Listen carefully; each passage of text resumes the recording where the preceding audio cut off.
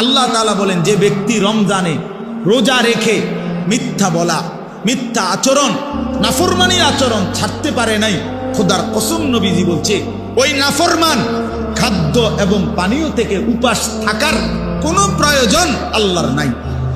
যা বেটা তুই, আল্লাহ বলেন, মিথ্যাই যেহেতু ছাড়লি না, মোবাইলের নারী যেহেতু ছাড়তে পারলি না, সুদখোর তুই সুদে যেহেতু ছাড়লি না, বেপর্দা নারী, বেহায়া নারী তুই যেহেতু পর্দাই করতে পারলি না, তো আর উপাস থাকার দরকার নেই, বাতে খা, সকালের নাস্তাও কর, দুপুরের খাবারও খা, লাগবে না, তোর রোজা দিয়ে আমি করব না। ফালাইসা লিল্লাহি হাজাতুন, সরাসরি হাদিস, আল্লাহর কোনো প্রয়োজন নাই। আল্লাহ কি অভাবের কারণে যে আমার বাতের শর্ট পড়ে গেছে এই জন্য 1 মাস আমার খাবারের শর্ট, এই জন্য আল্লাহ তাআলা খানা কমাই দিছে?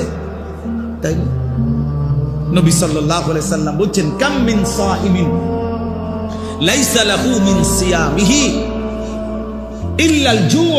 নবীজি বলেন, হায় আফসোস, কত রোজাদার আছে এমন রোজা যাদের রোজা শুধুই কিছুক্ষণের ক্ষুধার্ত থাকা ছাড়া আর কোনো অর্জন নাই, আর কোনো অর্জন নেই।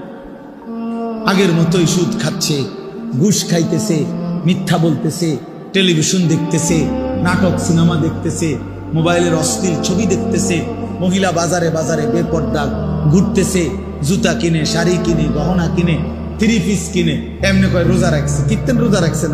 আপনি বাতে না খাইবেন, রোজা রাখছেন কিত্তেন? কিসের রোজা রাখছেন? আল্লাহ নবী সাল্লাল্লাহু আলাইহি সাল্লাম বলেন, কিছুক্ষণ ক্ষুধার কষ্ট ছাড়া আর কিছু অর্জন। কাম মিন কাইমিন লাইসা লাহু মিন কিয়ামিহি ইল্লা সাহার।